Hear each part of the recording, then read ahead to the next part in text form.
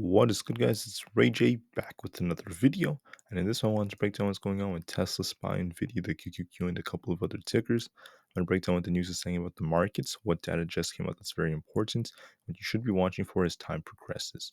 But before I break anything down about all this information, before I get into any more details, let me just mention a couple of things. I'm personally not a financial planner, so take nothing I say as financial advice. And also, if you guys can, please check out the Webull link, which is down below and in the description. If you sign up for Webull, the link down below, and deposit any amount of money into the account, you are guaranteed up to 12 free stocks. This offer ends in just about 5 days from now, so check it out before they run out. Anyways, let's break down what's going on with the market. Looking at SPY, this thing came all the way down to 414 in the pre-market. Some big things happened when the market was basically closed.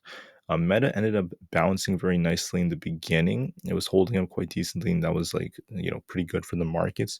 But then as time went on, Meta ended up making some negative announcements about their VR headsets and also their projected expenditures for the next year and the next quarter. And their guidance ended up being a little bit weaker than what they were expecting. So we got some weakness on Meta. Meta ended up selling off more, and this caused the whole market to sell off. And as a result, we saw Meta SPY come down to 414, getting dragged down even more. So for today, we had some very, very important data that came out. The GDP numbers came out at 4.9%. This is a little bit hotter than what we were expecting between the forecast and the consensus. Initial jobless claims was 210,000, which is a little bit hotter than what the consensus was, which is still decent. And overall, this data has been still showing signs, at least on paper, of a strong GDP growth. We're going to be watching to see if this continues as time progresses, but I don't think that's going to be the case. I think that we're going to likely see some negative GDP going into next year, negative GDP quarters, and we're going to see a recession still despite this data. Now, consumer spending is also still at this high, but it's not because Americans are just making all this money. It has more to do with credit card debt, which is still at some crazy high levels. Now, Waller from the Fed is going to be giving a speech very, very soon. And then after that, we're going to be watching for other important things. We have pending home sales data coming out. This is going to be 30 minutes after the market opens. And then we have some auction data coming out at 11:30 a.m. Eastern time. So watch all of this very, very carefully. Now, moving forward, I just wanted to call out that things are still looking quite decent when it comes to earnings. We have Amazon announcing earnings after the market closes. So this is what our earnings chart is going to be looking like. And I'm very excited to see what Amazon announces. Hopefully Amazon does well. But just be patient, guys. We'll see how this goes. Besides that, we're seeing tech tumble. We saw Google / Alphabet fall quite a bit. We saw, Microsoft hold up nicely. Now Meta came down quite a bit as well. So Amazon's going to be the next big one. The UAW strikes are continuing. And we're continuing to see Morgan Stanley naming its new CEO, basically. We're going to be watching the succession rates. And it looks like it's going to be Ted Pick to succeed James Gorman. This is going to happen on January 1st. So this is some big news. Meta revenue is what they're saying, so that's good. They had pretty decent earnings overall, but their guidance was not the strongest, and this is why Meta ended up selling off. And that's pretty much it for now when it comes to news affecting the markets. I saw this news about Tesla planning a sports version of the Model 3, which is quite interesting. Now let's break down some levels. So SPY is trying to bounce right here. We can see that we have this bullish divergence that has remained. And there could be an attempt to bounce from here. We also have this unfilled gap technically all the way up to this 417.5 area. But the question is, will the market bounce? Will the market continue to sink lower once we hit that resistance? So I just want to call out some levels. I'm going to break down what's likely to happen. First off, watch support at 416.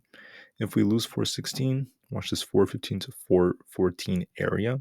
That's where you have some nice support too. Had we lost that, then we could come all the way down to 412.5. And if we're going to bounce, you're going to be watching 417 as resistance, 418, 419. We have some very minor resistance right there. The strong resistance is going to be around 420. So we're going to be watching these levels very, very carefully. Now, looking at SPY, we have a bullish divergence developing as long as we try to hold these levels. So there's a chance we're going to see this thing attempt to bounce, but we need to see SPY get above 418 for us to turn a little bit more bullish As of right now, it's still below 417, so watch these resistance levels. It looks like we're going to see this attempt to push up higher. We're going to try to get back up to 418. If we reject off this, we could come right back down, but if we manage to break above 418, we could see SPY try to push up towards 420, so watch these resistance levels very carefully.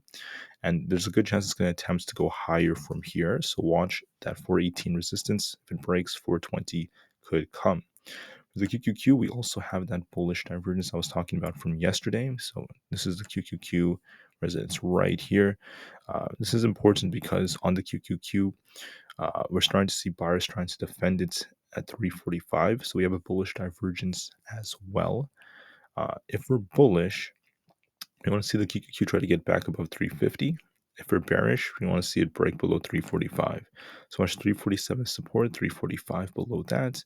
And if you want to be bullish, you want to see it break and hold 350. So watch that resistance. If we get above it, watch this white trend line right here, which is going to be our historical support becoming resistance at 352. Then we have 353.5 and 355 coming. My guts tells me the QQQ is going to try to fill this gap and get to above 350. And we're going to see if this rejects or not. It might reject off 350 and come down, or it might break it. I think it's going to try to break it, so watch this resistance levels very, very carefully. On Nvda, this is also looking like Nvidia is not looking the worst. I would say that we were talking about 407. We have a bullish divergence on Nvidia, and I called out yesterday that we could be retesting 407 to form a double bottom, 407 to 409, and it looks like we're at support, so Nvidia is trying to rebound. So if we're bearish, you want to see Nvidia break down below 410, then below 407 to 409. If that happens, 405 is coming. If we're bullish, you want to see Nvidia get above 417. If we do so, watch 420. If we break that, 425 is on the table.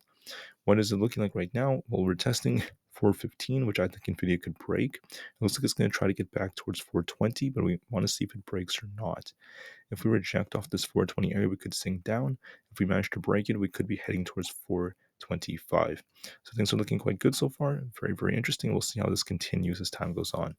For Aapl, looking at Aapl right now is looking very interesting. Let me just pull up the Aapl chart.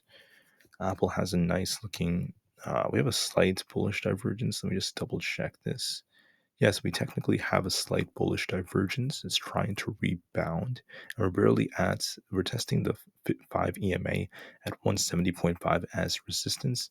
So if we break 170.5, Aapl could be pushing for this level right here, 171.55. If it breaks down, watch 172.61. Now, if we're bearish, you want to see this thing come down towards 170.26. If we lose, that's going to come down towards 168. Now, in my opinion, this is looking a bit more bullish. We're seeing the 4 hours starting to curl a little bit. And looking at this 170 area, it looks like it could try to get towards 172. It's looking a little bit more bullish, but just to be safe, let's see if we can try to get above these resistance levels. We also have the 30 minutes 50 EMA as resistance at 171. So if you break that, once again, guys, watch 171.5 and 172. It looks like it's trying to bounce, but we'll see if we can get above 172 for the time being. Anyways, that's pretty much it. I think I forgot Tsla. Looking at Tsla real quick, it's trying to rebound. It's currently at 210. So it came down to 206 for this slight bullish divergence.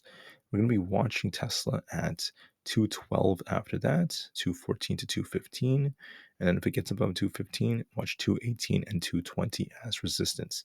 Watch support at 208, 205, 202, and then 200. It looks a little bit more bullish. It looks like it's going to retest 212, and we'll see if Tsla could break this or not. This is the gap right here that's going to fill. So look for a little bit more upside. We'll see if we can break 212. If so, watch it come back up towards 215. All right, so I think there's going to be more upside for Tsla, but we'll see how it reacts to resistance around 215. Thank you for listening. Have a good one, guys, and I'll see you guys in the next one. Tesla to the moon alongside the whole market, and peace out.